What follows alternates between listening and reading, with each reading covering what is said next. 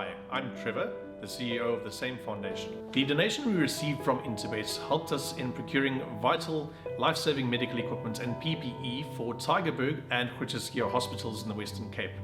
This was while the Western Cape was the epicenter of the pandemic. If you would like to get in touch or assist us in these projects, you can get hold of us on our website, which is www.samefoundation.org.za, Facebook and Instagram or LinkedIn. The first of our feature races on the card is race 4, which is the In-Full Flight Handicap, a listed event over 1100 meters at 1:30, and it is the first leg of the pick six, and there's been a couple of scratchings already. So let's share that with you and tell you that number 9, Sheldon, takes no part, and number 11, Sekulu, is also a scratching. So 9 and 11 not taking part. That does bring Hooves of Troy into the race, and I should imagine it'll bring a Successful Secret into the race as well. But as I say, check all those scratchings and jockey changes. At the time of recording Hooves of Troy, they were waiting for a jockey, but there was no news on Successful Secret. So let's see how that pans out later on. But there is a rerun of Love and Winter. We want to watch that closely. And then there was an interview done by Raheel Radhikrishna with Vaughan Marshall, Dean Kannemeyer and Peter Muscat. Enjoy the package. Who's now going to build towards the inside. Love and Winter and Good Traveller. Renaissance Man, though, still has a commanding lead with 150 to go. On the outside, Love and Winter. Isi Vungu Vungu's trying to peg them back. Renaissance Man crying for the line. Isi Vungu Vungu, very close. Renaissance Man. Yeah, I think he will. He's a smart little horse, and I was very happy with that run where he ran fourth. He was finishing off very well. He's come on a lot since then. His work's been good, so I think he's in with an each-way chance. Yeah, when he was a younger horse, he did exceptionally well. Now Dennis had him, and he was champion 2-year-old, and he's done well at Scottsville. But he's had a lot of issues, as you know. Dennis has declared that, and you can see he's hardly raced. And he put him down at Cape Town, and he said to me he had a lot of issues with him, and the owners discussed it with me. But he seems to be doing well, He looks like he's got over all his troubles. His wind is good, everything's good. He's moving well. And but I've got to start somewhere with him. I've had him on the grass twice here. I was happy the way he galloped. Got to give away quite a bit of weight. But I've said to the owners, we've got to start somewhere. Let's see how we go with him. But he is doing well in his work back home. Tough race, but at his very best, he will be a competitive horse. Yeah, he too went to Cape Town, lost his way a little bit, but after being plagued with respiratory issues. Those seem to have settled now, and as you say, his comeback run was very encouraging.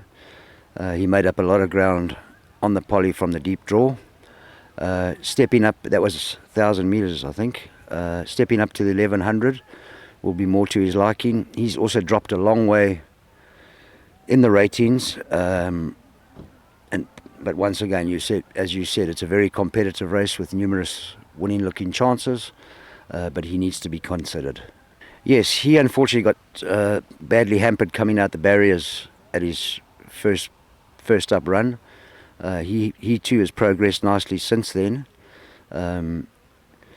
He's up higher in the ratings than the other bloke, but I expect to see an improved performance from him on Saturday. We move along to Sunday. Good feedback there from the team, the respective teams. Graham, it is competitive, and so it should be, because it's a feature race where the average rating is 96. But I was very pleased with Love and Winter's local debut. He is a smart horse. He probably just needed that effort. He gets Keratila Kachede, who will be rubbing his hands in glee that he's got such a wonderful ride on such a smashing colt. He gets only 52 kilograms.